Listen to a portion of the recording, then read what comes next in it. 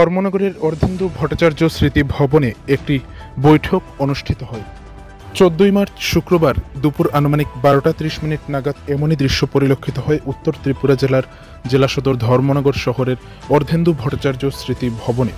উল্লেখ্য, বাঙালিদের 12 মাসে 13 পার্বণ লেগেই আছে। এই 12 মাসে 13 পার্বণের মধ্যে একটি হল দোল উৎসব। এই দোল উৎসবকে কেন্দ্র করে অর্ধেন্দু ভট্টাচার্য স্মৃতি ভবনে ধর্মনগরের বিভিন্ন বিদ্যালয়ে সাংস্কৃতিক প্রতিষ্ঠানের কর্মকর্তাদের নিয়ে এই বৈঠকটি অনুষ্ঠিত হয়।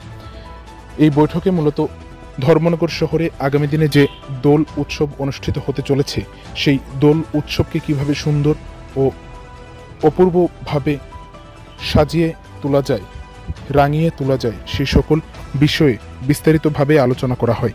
এতে উপস্থিত ছিলেন ধর্মনগরের বিধায়ক তথা রাজ্য বিধানসভার অধ্যক্ষ বিশ্ববন্ধু সেন। এছাড়াও উপস্থিত ছিলেন ধর্মনগর পুর পরিষদের চেয়ারপারসন মিতালি রানী দাস সেন। উপস্থিত ছিলেন উত্তর ত্রিপুরা জেলার জেলা শিক্ষা আধিকারিক, বিজেপির উত্তর জেলার সাধারণ সম্পাদক জগৎজ্যোতি দেব, বিজেপির ধর্মনগর মণ্ডলের মণ্ডল সহ সভাপতি অশোক দত্ত, রাজ্যের বরিষ্ঠ সাংবাদিক তথা সাংস্কৃতিক ব্যক্তিত্ব সমর চক্রবর্তী সহ অন্যান্য আধিকারিকরা।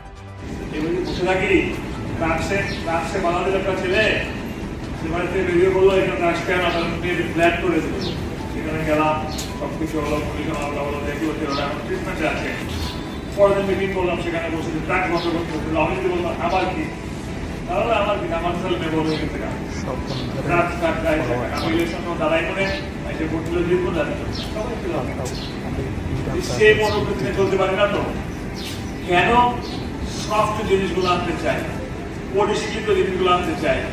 যারা এসছে 99% মানুষ কিন্তু পছন্দ করে এই পরিশীলিত সফট জিনিসগুলো। রবি ঠাকুর পানি তো সফট পানি, যেগুলো খুব গভীর মর্মার্থ পানি, এই জিনিস দিয়ে চলবে। গতবার এসে রিহার্সেলে দেখি সামনে ঢঙ্গে বাঁধে গেছে, অন্য ব্যাপারই করে গেছে, সঙ্গে সঙ্গে আটকে গেল। কেন জানো? একটা প্রতিষ্ঠিত জিনিস যেটাকে ইন্টারন্যাশনাল মানুষ গ্রহণ করেছে। কেন? আমি যদি থাকবো না, যা ইচ্ছা বাধা, আমার কোনো অসুবিধা নেই, আমার কোনো আপত্তি নেই। কিন্তু ব্যাপারটা হচ্ছে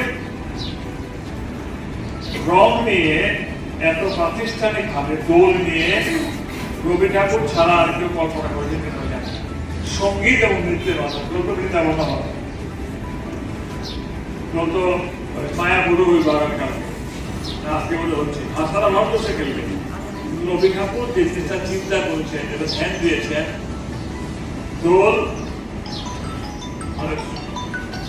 রং খেলা, সঙ্গীত, তার সঙ্গে জীবন মনটাকে মিশিয়ে দিয়েছে প্রকৃতির সঙ্গে। আপনারা তো এদিকটা যান, আমি কয়টা গাছ আপনারা দেখেন আমি জানি না, আমি পাই প্রত্যেকে পাইতে গাছ দিতে পারি এবং জিনিসপত্রের মধ্যে ডালমিকে করো, দিয়ে করো। সেদিন যে দেখলাম পুষ্টাওয়ালা আকাশের মাঠে দাঁড়িয়ে 2-3 জন ভদ্রলোক আর ছেলে মেয়ে খাচ্ছে, কাগজের মধ্যে জমে না জুসটা, তেঁতুল জলটা কাছে নিচে যাচ্ছে। পুষ্টাওয়ালাকে বললাম, তোমার তো এটা কোনো টান নেই, আপনার তো টান নেই, গাছটা পড়ে যাবে তো। আমি আসতে দেখছি আপনার মধ্যে হয়ে যাবে তো 2 বছরের মধ্যে একই জায়গা দেখবেন কোনার থেকে এই পেটি বাঁচা পেটি কোনার থেকে আসবে। হ্যাঁ, কেউ দেখছেন আপনারা?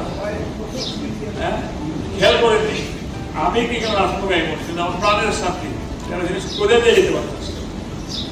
যেমন অত কম হওয়ার, যেমন দেখবেন রানাদিঘিতে কাজ হচ্ছে, রানাদিঘিতে কি স্টেজে বসাবো, কি মূর্তি বসাবো, অনেক প্ল্যান করে নিয়েছি। অর্জুন, শ্রীকৃষ্ণ আর 3-4টা ঘোড়া রথের মধ্যে বসে আছে, এই স্টেজে বানাচ্ছি।